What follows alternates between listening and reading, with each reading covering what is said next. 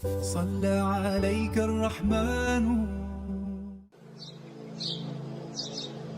ستمبر کی 7 تاریخ 1974 میں پاکستان کی قومی اسمبلی نے لاہوری اور قادیانی مرزائیوں کے خلاف مسلمانوں کی جد و جہد کو تسلیم کرتے ہوئے غیر مسلم اقلیت قرار دیا تھا۔ اس سے پہلے پاکستان میں مرزا غلام احمد قادیانی اور اس کے ماننے والوں کو کافر کہنا جرم تھا، لیکن 7 ستمبر 1974 کے بعد مرزا قادیانی اور اس کے ماننے والوں کو مسلمان کہنا جرم قرار دیا گیا۔ قیام پاکستان کے بعد احمدیوں کے خلاف کئی سال تک تحریکیں چلتی رہیں۔ 1953 میں اس حوالے سے مولانا سید ابو العلا مودودی کو پھانسی کی سزا بھی سنائی گئی تھی، لیکن اس پر عمل درآمد نہیں ہو سکا۔ آزاد کشمیر کی اسمبلی میں احمدی عقائد کے خلاف ایک قرارداد منظور ہو چکی تھی کہ پنجاب کے شہر ربوہ میں 29 مئی کو اسلامی جمعیت طلبہ کے طلبہ پر قادیانیوں نے حملہ کر کے تشدد کیا ہے، جس میں ان کے ناک، کان اور جسم کے اعضاء بے دردی سے کاٹے گئے ہیں، جسے سانحہ ربوہ کے نام سے یاد کیا جاتا ہے۔ اس واقعے کے بعد ملک بھر میں پریشانی کی ایک لہر دوڑ گئی۔ اس وقت کے تمام جید علماء کے مشورے سے ایک تحریک شروع ہوئی جس کا نام ختم نبوت تحریک رکھا گیا۔ ایک حدیث مبارکہ میں حضور صلی اللہ علیہ وسلم نے فرمایا، میری اور مجھ سے پہلے گزرے ہوئے انبیاء کی مثال ایسی ہے جیسے ایک شخص نے ایک عمارت بنائی اور خوب حسین و جمیل بنائی، مگر ایک کونے میں ایک اینٹ کی جگہ خالی رہی۔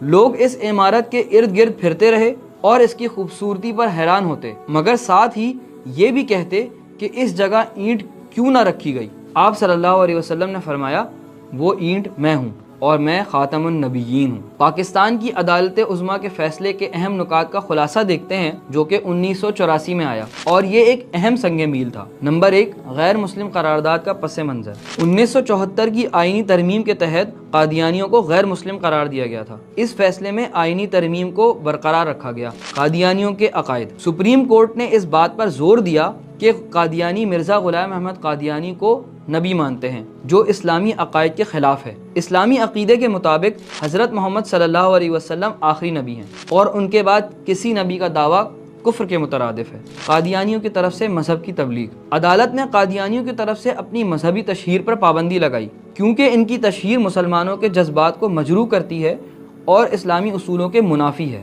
نمبر 4، مذہبی آزادی کا معاملہ۔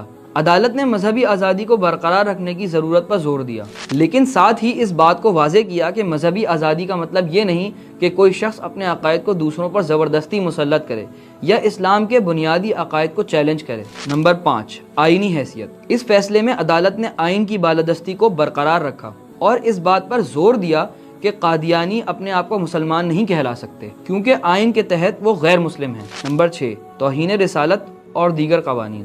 عدالت نے قادیانیوں کے خلاف توہین رسالت کے مقدمات کی قانونی حیثیت کو بھی برقرار رکھا اور ان قوانین کو اسلامی تعلیمات کے مطابق درست قرار دیا۔ نمبر 7، قومی وحدت۔ عدالت نے اس فیصلے کے ذریعے قومی وحدت اور اتحاد کو برقرار رکھنے کی اہمیت پر زور دیا اور قادیانیوں کے عمل کو ملک میں انتشار پھیلانے کی کوشش قرار دیا۔ نمبر 8، قانونی نتائج۔ عدالت کے اس فیصلے کے بعد قادیانیوں کو کھلے عام اپنے عقائد کی تشہیر کرنے سے روکا گیا اور ان پر مختلف قانونی پابندیاں عائد کی گئیں۔ اس فیصلے نے قادیانی مسئلے پر ایک قانونی رہنمائی فراہم کی ہے۔ آئین کی دفعہ 260 میں ترمیم شق نمبر 2 کے حساب سے نئی شق درج کی جائے گی، یعنی شق نمبر 3، جو شخص حضرت محمد صلی اللہ علیہ وسلم جو آخری نبی ہیں کہ خاتم النبیین ہونے پر قطعی اور غیر مشروط طور پر ایمان نہیں رکھتا، یا جو محمد صلی اللہ علیہ وسلم کے بعد کسی مفہوم میں یا کسی قسم کا نبی ہونے کا دعویٰ کرتا ہے، یا جو کسی ایسے مدعی کو نبی یا دینی مصلح تسلیم کرتا ہے، وہ آئین اور قانون کے اغراض کے لیے مسلمان نہیں ہے۔ واقعہ یہ ہے کہ قادیانیوں کا مسلمانوں سے ایک الگ امت ہونا اور اس پوزیشن کا لازمی منطقی نتیجہ ہے جو انہوں نے خود اختیار کی ہے۔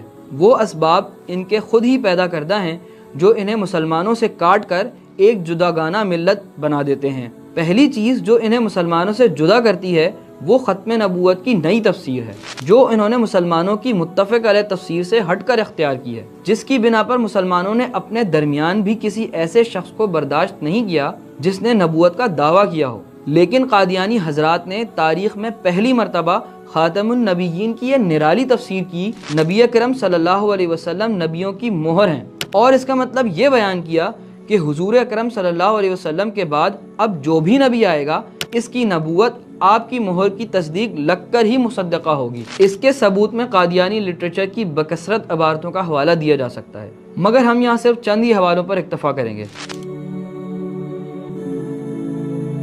حوالہ نمبر 1، ہمیں اس سے انکار نہیں کہ رسول اکرم صلی اللہ علیہ وسلم خاتم النبیین ہیں، مگر ختم کے معنی وہ نہیں جو احسان کا سواد اعظم سمجھتا ہے اور جو رسول کریم صلی اللہ علیہ وسلم کی شان اعلیٰ و عرفہ کے سراسر خلاف ہے کہ آپ صلی اللہ علیہ وسلم نے نبوت کی نعمت عظمیٰ سے اپنی امت کو محروم کر دیا، بلکہ یہ ہیں آپ صلی اللہ علیہ وسلم نبیوں کی مہر ہیں۔ اب وہی نبی ہوگا جس کی آپ صلی اللہ علیہ وسلم تصدیق کریں گے۔ انہی معنوں میں ہم رسول کریم صلی اللہ علیہ وسلم کو خاتم النبیین سمجھتے ہیں۔ یہ حوالہ الفضل کتاب سے لیا گیا ہے۔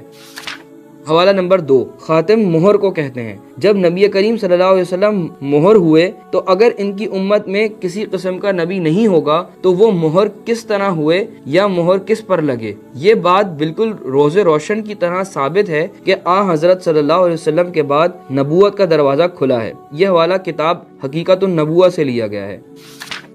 حوالہ نمبر 3، یہ حوالہ کتاب انوار خلافت سے لیا گیا ہے۔ انہوں نے یعنی مسلمانوں نے یہ سمجھ لیا ہے کہ خدا کے خزانے ختم ہو گئے ہیں۔ ان کا یہ سمجھنا خدا تعالیٰ کی قدر کو ہی نہ سمجھنے کی وجہ سے ہے، ورنہ ایک نبی کیا، میں تو کہتا ہوں ہزاروں نبی ہوں گے۔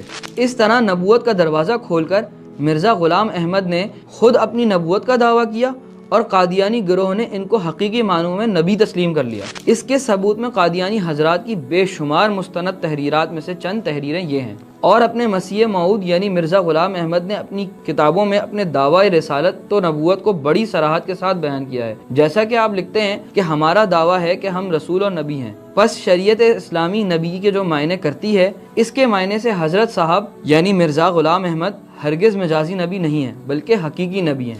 ہم چونکہ مرزا صاحب کو نبی مانتے ہیں اور غیر احمدی کو نبی نہیں مانتے، اس لیے قرآن کریم کی تعلیم کے مطابق کسی ایک نبی کا انکار بھی کفر ہے، غیر احمدی کافر ہیں۔ یہ قطع تعلق صرف تحریر و تقریر تک محدود نہیں ہے، بلکہ پاکستان کے لاکھوں آدمی اس بات کے شاہد ہیں۔ قادیانی عملاً بھی مسلمانوں سے کٹ کر ایک الگ امت بن چکے ہیں، نہ وہ ان کے ساتھ نماز کے شریک، نہ جنازے کے، نہ شادی بیاہ کے۔ اب اس کے بعد کون سی معقول وجہ رہ جاتی ہے کہ ان کو اور مسلمانوں کو زبردستی ایک امت باندھ کے رکھا جائے جو علیحدگی نظریے اور عمل میں فی الواقع رونما ہو چکی ہے؟ آخر اب اسے آئینی طور پر کیوں تسلیم نہ کیا جائے؟ 7 ستمبر 1974 ہمارے ملک پاکستان کی پارلیمانی تاریخ کا وہ یادگار دن تھا جب 1953 اور 1974 کے شہیدان ختم نبوت کا خون رنگ لایا اور ہماری قومی اسمبلی نے ملی امنگوں کی ترجمانی کی اور عقیدہ ختم نبوت کو آئینی تحفظ دے کر قادیانیوں کو دائرہ اسلام سے خارج قرار دے دیا۔ دستور کی دفعہ 260 میں اس تاریخی شک کا اضافہ یوں ہوا کہ جو شخص خاتم النبیین محمد صلی اللہ علیہ وسلم کی ختم نبوت پر مکمل اور غیر مشروط ایمان نہ رکھتا ہو، وہ محمد صلی اللہ علیہ وسلم کے بعد کسی بھی معنی و مطلب یا کسی بھی تشریح کے لحاظ سے پیغمبر ہونے کا دعویٰ کرنے والے پیغمبر یا مذہبی مصلح مانتا ہو، وہ آئین یا قانون کے مقاصد کے ضمن میں مسلمان نہیں ہے۔ قرآن مجید میں ارشاد باری تعالیٰ ہے کہ نہیں ہے محمد صلی اللہ علیہ وسلم کسی کے باپ تمہارے مردوں میں سے، بلکہ وہ اللہ کے رسول اور خاتم النبیین ہیں اور اللہ تعالیٰ ہر چیز کو جانتا ہے۔ اس آیت کریمہ میں اللہ تعالیٰ نے اپنے پیارے محبوب صلی اللہ علیہ وسلم کا نام مبارک لے کر فرمایا ہے کہ میرے محبوب صلی اللہ علیہ وسلم خاتم النبیین ہیں، اور ارشاد نبوی صلی اللہ علیہ وسلم ہے کہ میں خاتم النبیین ہوں اور میرے بعد کوئی نبی نہیں۔ پاکستانی حکومت اور عدالت کے ان ٹھوس ثبوتوں کے بعد یہ بات ثابت ہوتی ہے کہ پاکستانیوں نے پہلے بھی ختم نبوت پر پہرا دیا اور آئندہ بھی ختم نبوت پر پہرا دیتے رہیں گے۔